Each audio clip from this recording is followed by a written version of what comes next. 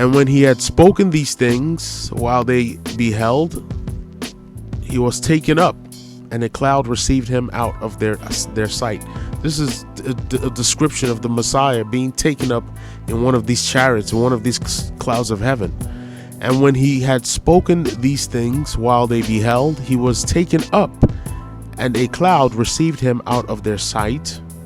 And while they looked steadfastly towards heaven as he went up, behold, two men stood by them in white apparel, which also said, Ye men of Galilee, why stand ye gazing up into heaven?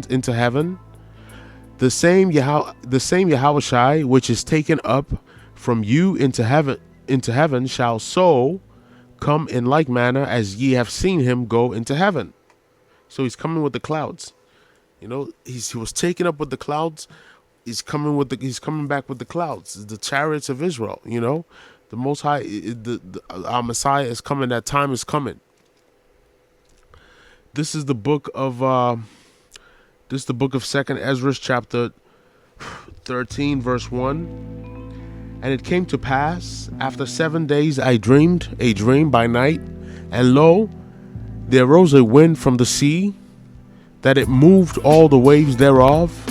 And I beheld, and lo, that man waxed strong with the thousands of heaven. And when he turned his countenance to look, all the things trembled that were seen unto him. This is describing the Messiah coming back. A vision of the Messiah, coming, where the wind and the waters and the waves and everything is, the elements are just, unable to contain his presence. Basically, everything is moving and shaking. And I beheld, and lo, that man waxed strong with the thousands of heaven. And when he turned his countenance to look, all the things trembled that were seen unto him. So even a wild beast, even a lion, your maker, the Messiah, made all of us. He made everything. The Most High God gave him that authority, and he made all things were made through the Messiah. All things were made by the Messiah. And whensoever the voice went out of his mouth, all they burned that heard his voice, like as the earth faileth when it feeleth the fire. So all he spoke, and you just can't imagine like the kind of power, when you think of like the X-Men and even Stan Lee and all these guys, they admitted that they stole a lot of the powers that some of the characters have from the scriptures, and I beheld, and lo, and after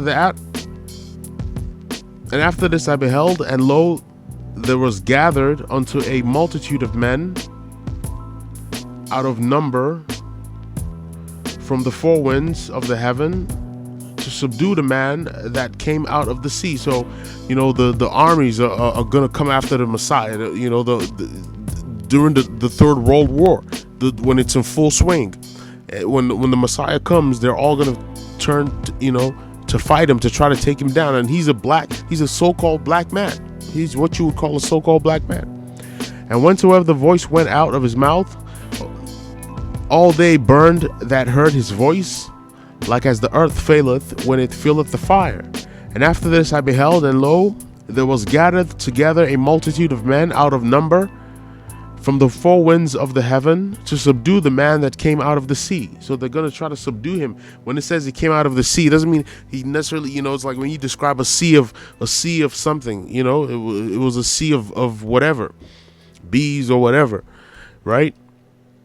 So the heavens is a sea, the clouds, it's a sea of clouds, if you will. It's a vast space. It's a sea. It's a description of him coming from the vastness of of the clouds. And came out of the sea, but I beheld, and lo, he had graven himself a great mountain. So a great mountain, basically, when you think of it like that Independence, the movie Independence Day with Will Smith, how the chariot, the UFO, was like a whole mountain that just covered the whole sky and everything.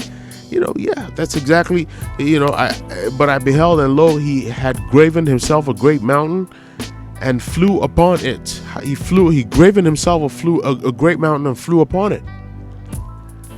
But I would have seen the region or place whereout the hill was graven, and I could not. So basically, he could. It was, like there was nothing. It was a floating mountain. It was a flying mountain, if you will. He says, but I beheld, and lo, he had graven himself a great mountain and flew upon it.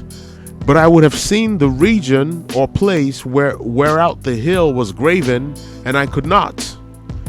And after this I beheld, and lo, all they which were gathered together to subdue him were sore afraid, and yet durst fight. So he made them fight even still, so that he would destroy them, just like he did Pharaoh. Right? This is prophecy. This is what's going to happen when the Messiah comes back.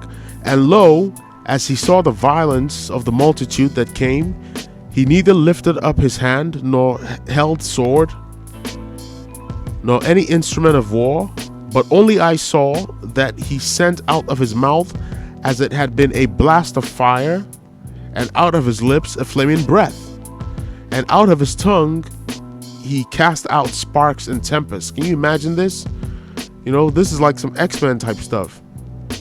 But of course, this is this is where they get, this is, it's pleasurism.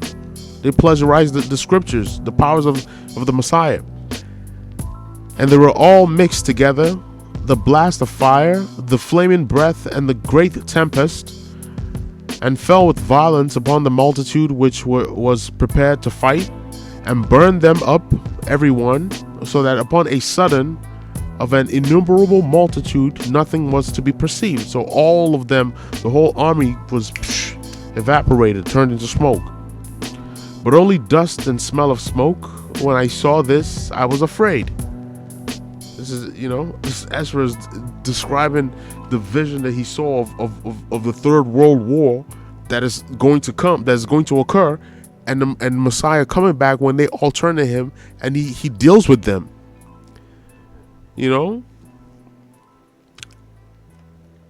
They're gonna know what a so-called angry black man is.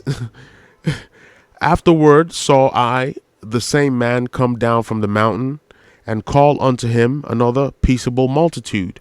And there came much people unto him, whereof some were glad, some were sorry, and some of them were bound. It's talking about the Israelites. And some brought of them that were offered. Some of them are gonna be slaves. Are gonna be, it's all gonna turn around. The blacks, Latinos, and Native Americans are this earth was made for us. We're going to rule this earth in righteousness, and you, all the nations, are going to be happy. That's exactly what's gonna happen.